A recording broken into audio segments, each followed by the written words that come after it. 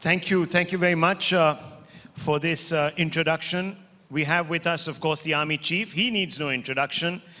Army Chief, I know before we get into our interaction, you want to say a few words on the emerging security situation around the world and also, of course, in our neighborhood. I'd invite you to begin with your introductory comments. Well, thank you very much for having me here to share my thoughts, and I would like to also thank Mr. M.K. Anand, the MD and CEO of the Times Network, for giving me this opportunity to share my views with you all. A very eminent audience comprising, I think, ministers, policymakers, captains of the industry, entrepreneurs, and each and every one of you, very eminent personalities in your respective fields. And I must confess that I feel a tad nervous because this is the first time I'm speaking in front of my wife. Welcome, Madam Naravane. Welcome.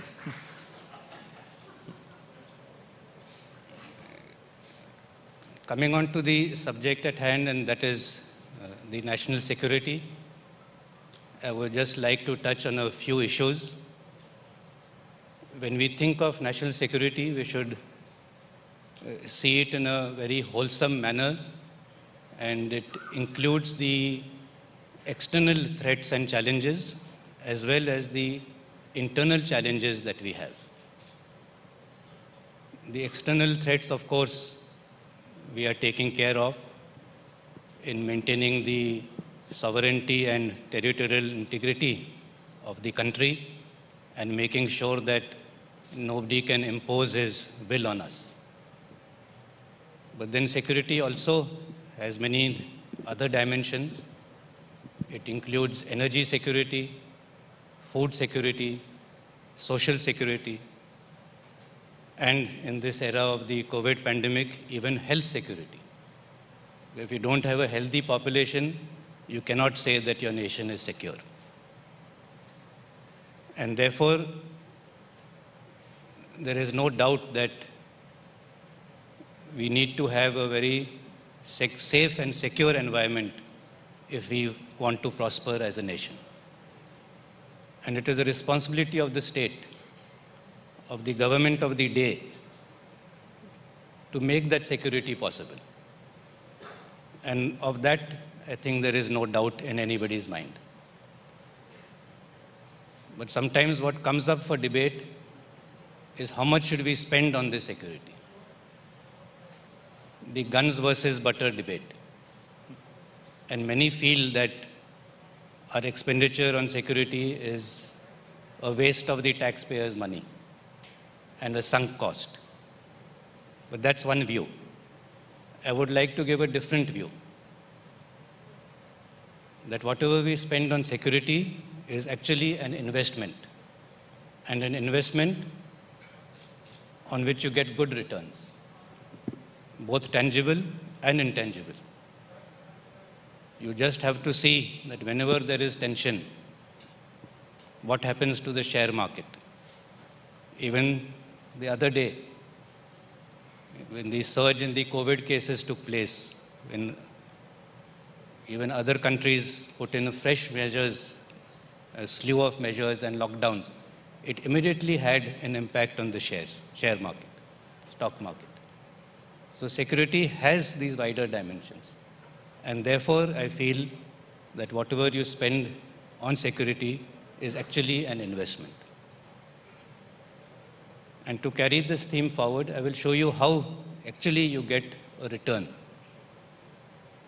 Because when you invest in defense, when we sign our contracts, we have recently signed a contract with Bharat Dynamics for anti-tank guided missiles for over 1,100 crore, with Mahindra and Mahindra for light strike vehicles, again more than 1,000 crore.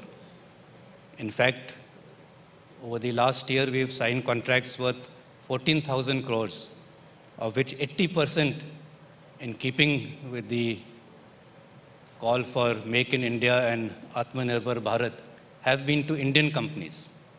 That is more than 11,000 crores worth is with Indian companies. And where does this money go?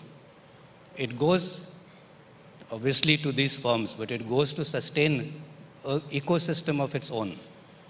Those people who are producing and providing the raw material, who are giving the components, the assemblies and the sub-assemblies which go up to make the larger platform.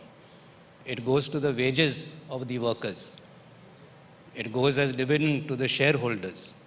So all this money actually gets plowed back into the economy. And I think that is why it is actually sustaining our growth.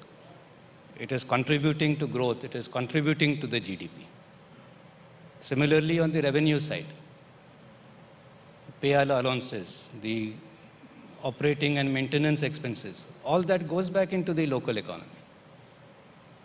Wherever an army unit is stationed, they contribute to the local economy, to the traders, to the artisans, to the vegetable vendor, to the milkman.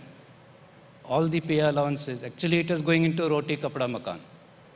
So it should not be seen as a sunk cost, which many sometimes feel that allocations on defense is just money wasted.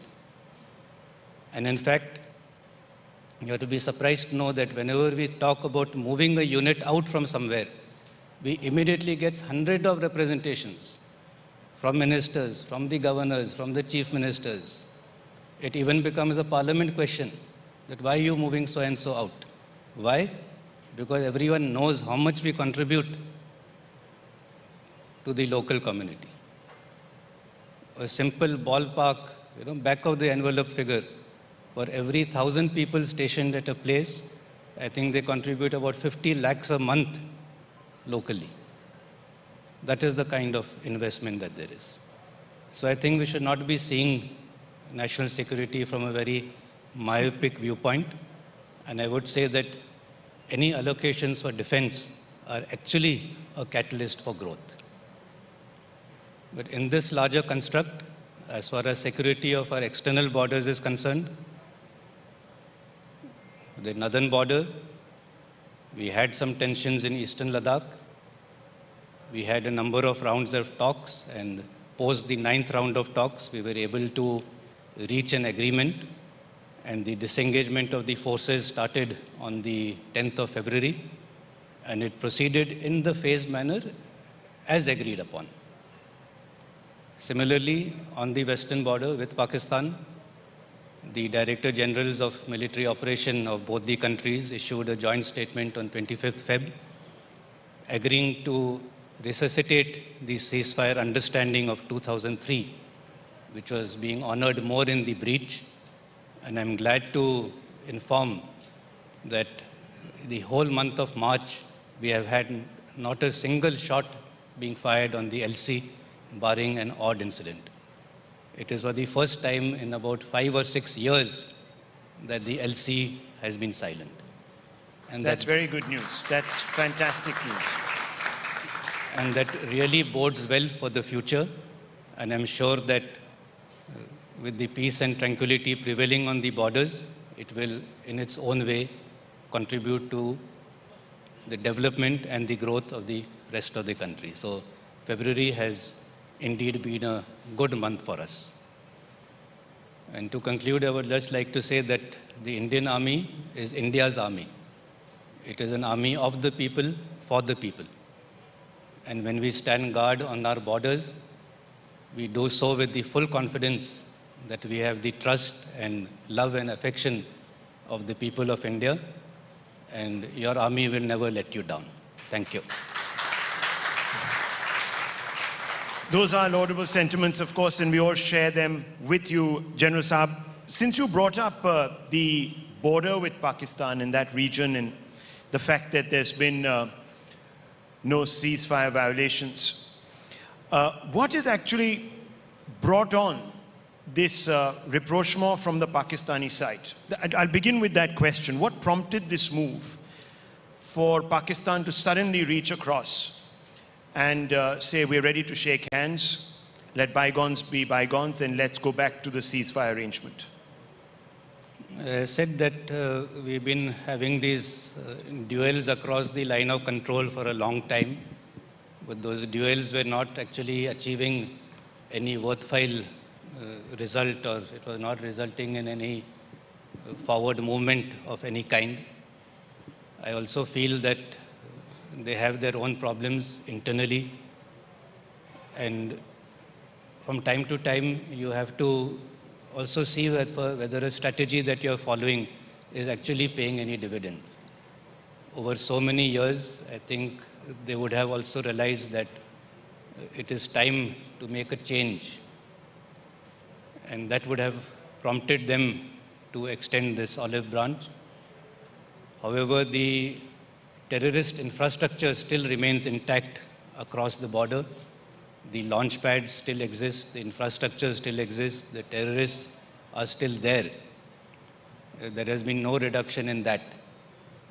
So it is too early to say as yet whether this will General hold. Saab, what you're saying is that instead of this being a genuine desire for peace on the part of the Pakistanis, it might be born out of a compulsion. Is that what you're saying?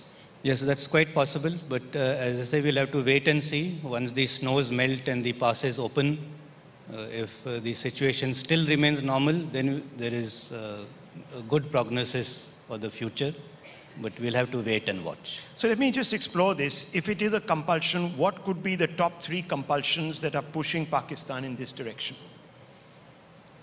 Well, I think one is, of course, the situation on their western border with Afghanistan. Things are not very rosy there as far as they're concerned. That could be one. The second is, of course, the threat of the FATF, which hangs over their head. They're still in the grey list. Probably they would like to show that they are making some efforts towards not supporting terrorism and getting out of that grey list. And third, of course, is their domestic compulsions. So I want to ask you this, because obviously we are beginning to see a thaw in also other areas. Diplomatically, we've gone back, resumed the Indus Water dialogue with Pakistan. The emphasis on the statements that have come out are on core issues, their core issues, and obviously India has its own core issues.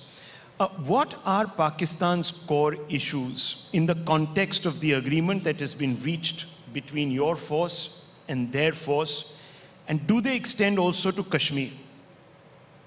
Well, you see, the agreement between the DGMOs is more at the military level. We have not really talked of at our level of other factors which you have just alluded to. So I will not be in a position to say really what their core issues would be. But as far as we are concerned, our core issue is that they have to stop support to terrorism, and unless they stop that, it cannot be business as usual. But you are saying that the terror infrastructure hasn't actually been dismantled their side. That has not gone. That has not happened. So that is the core issue as far as we are concerned. So all of those launch pads that we have reported over the last 1.5, 2 years, especially around the Uri incident and a little after, they remain in place.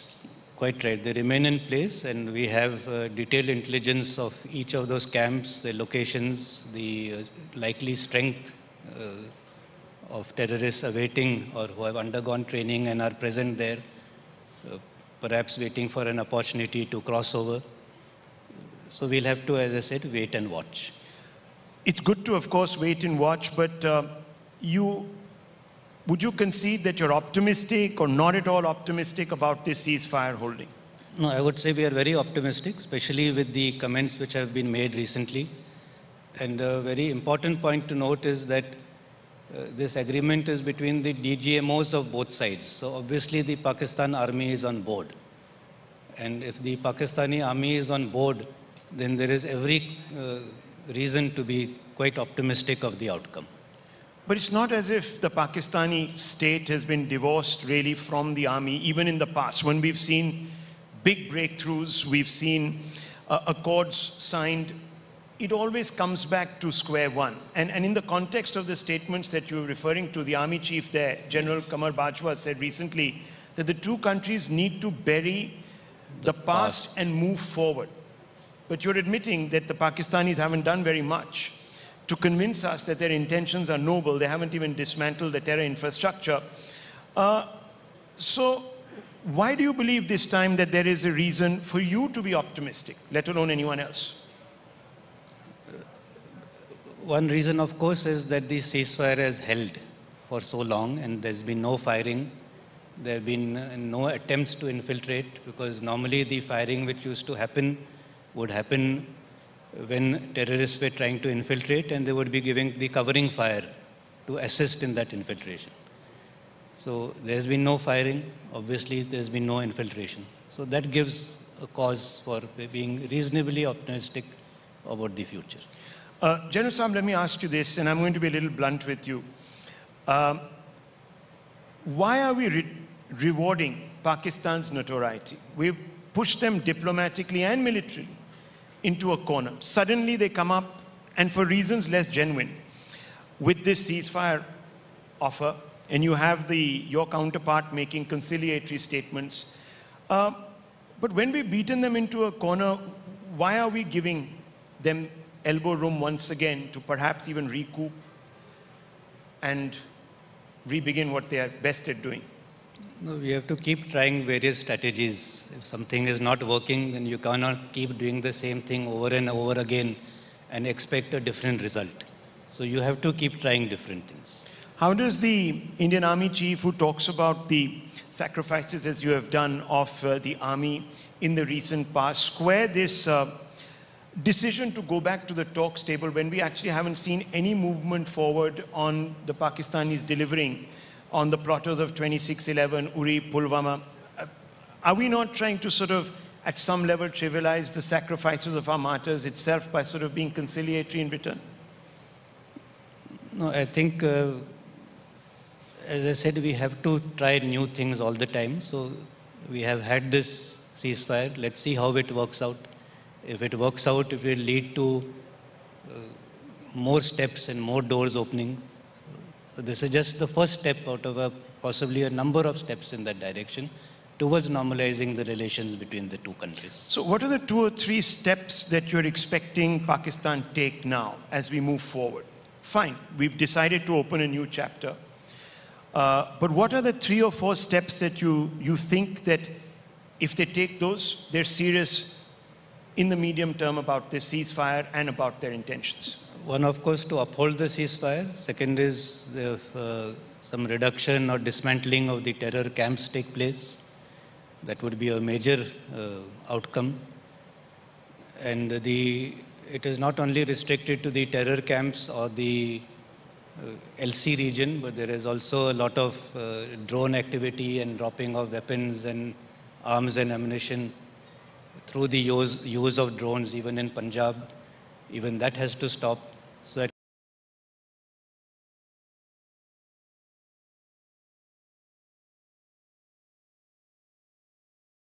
forward, but we are hopeful. Well, let's talk a little bit about our side of the LOC and IB. Let's focus a little bit on Kashmir for a few moments. 370, the abrogation took place. We're seeing a normalization in Kashmir. We've seen elections there at the DDC level. How do you characterize the situation there on the ground? Has Article 370 been transformative? Yes, it has certainly had a lot of effect on the ground. And when I say this, I do not say this just because I have to make such a statement, but I state objectively based on statistics. Statistics of the number of terrorist incidents that have taken place, the number of stone pelting incidents, the casualties suffered both by the other security forces and the army. So by virtue of quantified figures, we can definitely say that there has been a lot of improvement in the ground situation. And as is borne out by the fact that tourism, even in winter, was at an all-time high.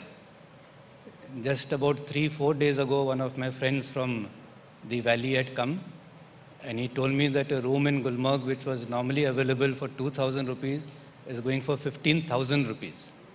That is the kind of normalcy which has come in. So radicalization, however, does remain a concern for you. We have seen, of course, efforts. The army has carried out certain de-radicalization camps. We've seen that with the government actively now getting into the process and holding meetings with stakeholders, religious stakeholders, to de-emphasize the message of radicalization. But it is a concern. And would you say today that militancy or terrorism in the state of Jammu and Kashmir now has a definitive ideological, religious imprint to it?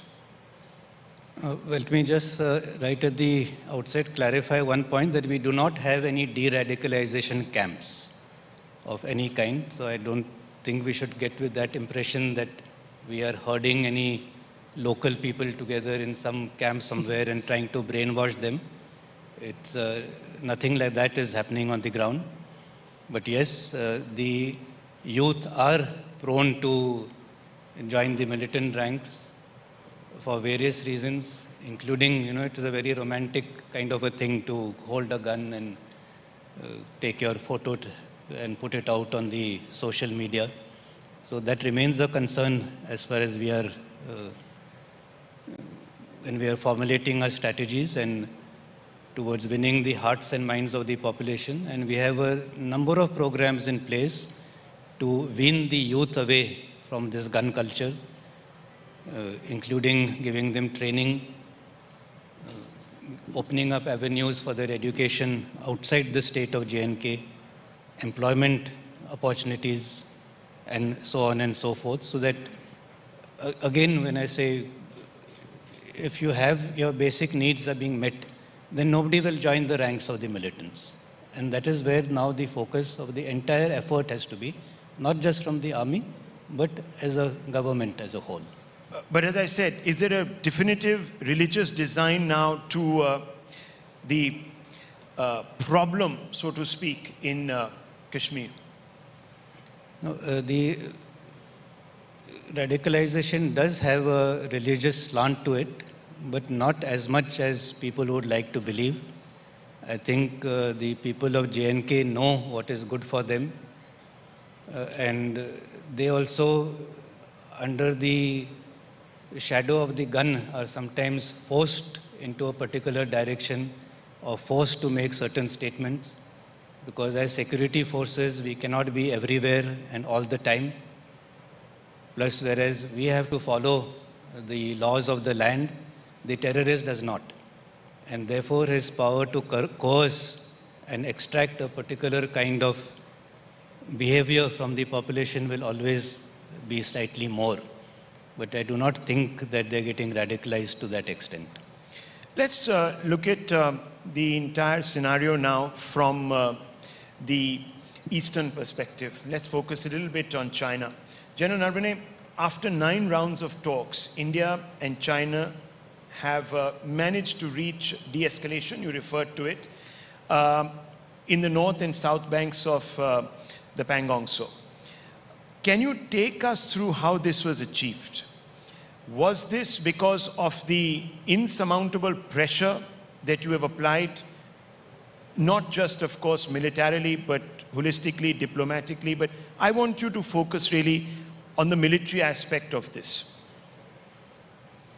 Well, as I mentioned earlier, we have, after the rounds of talks, succeeded in getting some agreement on the disengagement of the troops, that is, the troops which were face-to-face with each other and which could have led to some misunderstandings and flare-ups. So now they're not face-to-face, but have disengaged and gone back to the agreed positions. But the strength in these rear areas remains what it was, even at the height of the tensions. So as I say that the threat has only abated, it has not gone away altogether. And unless a substantial amount of de-escalation takes place, that is, all the troops who had come in from the other regions or from their permanent garrisons are now within striking distance of the border, if you would put it that way, unless all these elements and the capability that he has built up, unless these elements also go back, we would not really be able to say that things are back to normal. But when we were over this period of 8-9 months, when we were negotiating with the Chinese, it was just not a thing at the military level. We did our part, but it was also at the political level, where the respective defense ministers spoke to each other, the foreign ministers spoke to each other, and that is where the guiding principles had been laid down and very clearly enunciated by our political leadership, that it has to be status quo of April 2020. And that remained the bottom line in all our negotiations. So let me ask you some particular questions. Does India have access to all areas it had access to before April 2020, sir? Now, some areas still remain under discussion. I won't say that we do not have occupation of those areas, but that will be the focus of our talks in the next round of discussions that take place in the So we don't have access right now 10th to round, all the 11th areas. round.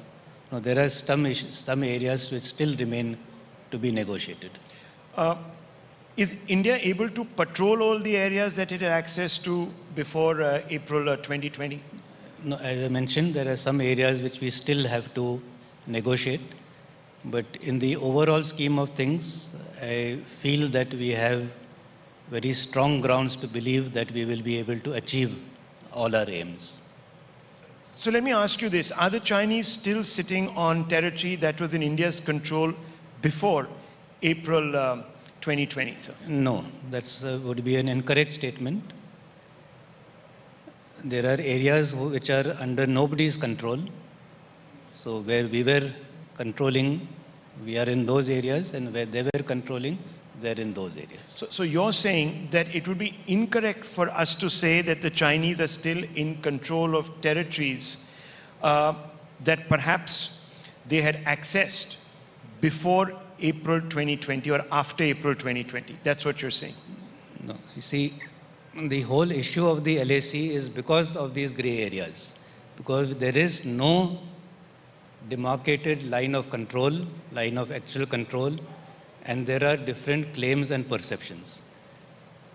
So unless the LAC is demarcated, you cannot make the statement that I am where I am, he is where he is, he does not have more or I don't have less. So all these questions are actually quite rhetorical unless But there is no, LAC gets the Prime Minister demarcated. himself said that the Chinese are under no control of even an inch of Indian territory. You would be in agreement with that statement? Yes, absolutely. Let me ask you, the Defense Minister said it has been, and I'll quote him, it has also been agreed to have a temporary moratorium on military activities by both sides in the North Bank, including patrolling to the traditional areas. Patrolling will be resumed only when both sides reach an agreement in diplomatic and military talks that would be held subsequently. That's roughly what you're saying. So patrolling has not resumed thus far. That's right. So it hasn't resumed thus Hasn't far. resumed because we feel that the tensions are still running high, and when patrolling resumes, there are always chances of face-offs and inadvertent escalation of the situation. We feel that we should go step by step. Now we've done the disengagement. Let us see how that goes, and then through the talks, then we will see how to resume the patrol. So just to be very clear on this issue, you're saying there is an no man's land area, so to speak, where the Chinese can't access and the Indians can't access right now. That would be putting it in a correct perspective. Okay. The Defense Minister also said the House should also know, and he was speaking in Parliament, that there are still some outstanding issues with regard to deployment and patrolling at some other points along the LAC in eastern Ladakh. General Naravane, could you tell us what are the developments since on these other friction points, including the Depsang Plains, among other areas? These are the issues which we will be discussing in the future rounds of talks. And the guiding principle still remains that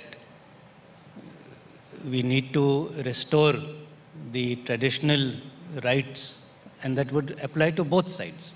After all, it is not as if only we were doing the patrolling, so were they. So we have to reach an understanding which is mutually acceptable to both the countries. Let me come back to a statement that you made in the context of China. How much are we really in a position to trust China? You'd been speaking about disengagement in Pangong Tso, saying it's a win-win for all of us. But we also know that the Chinese violated and breached our trust. We're creeping forward and making very small incremental changes when you spoke about the encroachment. How do you characterize the Chinese attitude? And are you confident that they will actually come back to us in the few rounds that we are planning to hold with them and deliver what we expect? We'll see, all agreements are based on trust, and all agreements are based on the premise that they will be followed in letter and spirit. But if you decide not to do that, then of course you have to be, why have an agreement in the first place? So we have to believe that they are serious this time and they will abide to all the clauses of this particular agreement, as also abide by the clauses of the previous agreements. And if need be, we can always renegotiate those agreements so that the incidents which took place because of not following each of them in letter and spirit, so such a situation doesn't arise again in the future. But as I mentioned, I think in one of my earlier talks that, and I had quoted actually President Ronald Reagan, that trust but verify. It's difficult, isn't it, for you to be doing this job in such polarized times.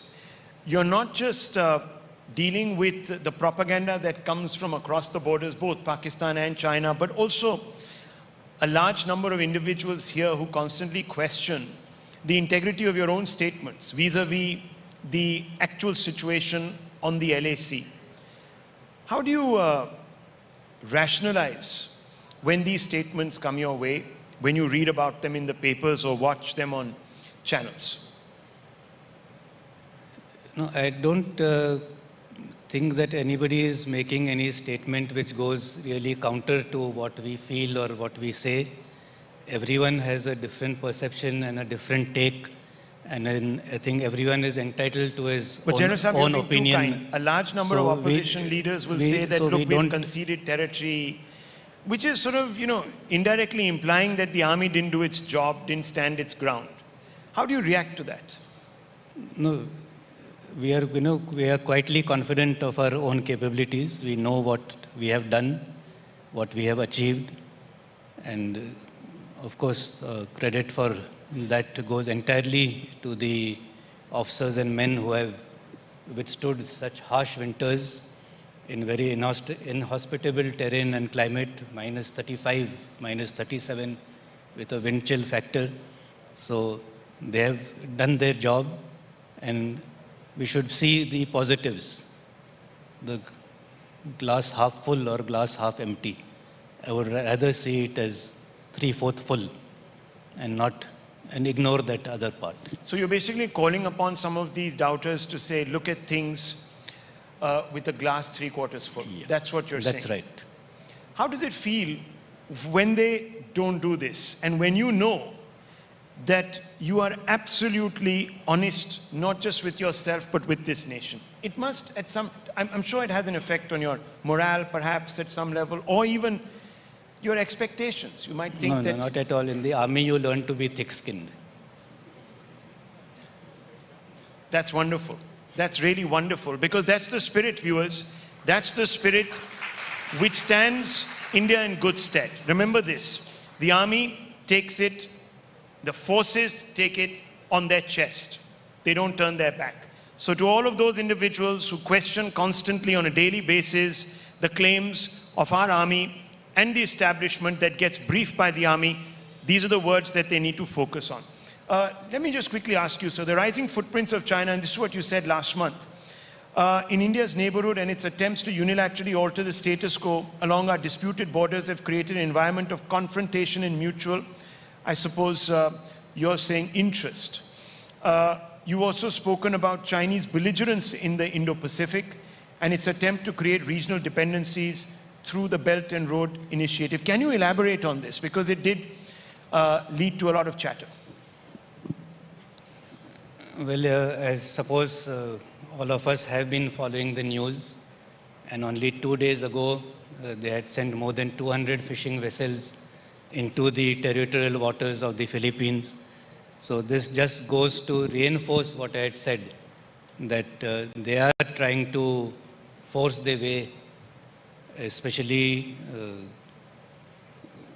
unilaterally force their way and change the status quo with little regard for the interests of the other neighboring countries, most of whom are very, very much smaller than them, and I would say in a way trying to bulldoze their way. And I guess that is would not be acceptable to any self-respecting country. And all these countries are now realizing that they need to also take a stand and safeguard their interests. Well, we've come together, at least certain countries that can stand up to China in this Quad initiative. We've just had a summit meeting. Would you see Quad as potentially a military alliance somewhere in the future? The Quad is actually supposed to be a quadrilateral security dialogue. So we keep calling it the Quad, but the actual aim of that was a security dialogue. And this will, of course, have a security part of it. But in this, every country will still be looking at its own interests. So it won't be an alliance in that sense. It won't be a military alliance, but there will be definitely military cooperation, both bilateral between the countries of the Quad and as a quadrilateral also. But it won't be a military alliance as in that sense. So it won't be a NATO? It won't be a NATO. Yeah, so let me ask you this, because a large number of, again, opposition leaders and defense analysts constantly say that India should not get into any binaries. The Quad cannot become a forum that is targeted against any one particular country in the region, and of course the elephant in the room, or the dragon in the room, is China. Do you see it that way, or do you think that Quad is pretty much, in its current context, focused against the dragon in the room? No, I don't think it is focused against any particular country. It is, as I said, it used to be a bilateral arrangement, which has now become a quadrilateral arrangement, and we will take forward all the points as required. It could be bilateral, but the stakeholders, it could be 3 countries at a time, it could be all 4 together. It's not but necessarily that the everything. other 3 stakeholders really wanted to become a forum, especially America, and you've seen the statements that came out even after the summit meet. You saw what the Australians were saying. They wanted to send a message straight to China. Do you think India should now move in that direction and say, okay, let's, at least for now, tell the world that the Quad will effectively negate Chinese adventurism? No, I don't think the Quad is aimed at any particular country. I think that would be a wrong message if at all it is being viewed that way. It is an alliance of like-minded countries, like-minded democratic countries who have shared values and who believe in an international order which is based on rules and regulations. So it is a partnership of like-minded countries. It is not aimed at anybody. And you wouldn't want it to become in the near future either? No. Very quickly, sir, my last question. We've been having a lot of conversations about modernizing the army in the context of the external security threats we're facing.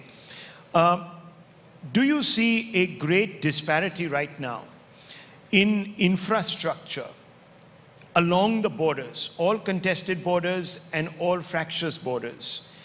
And what really are the steps that are being taken to restore balance if you do see an imbalance?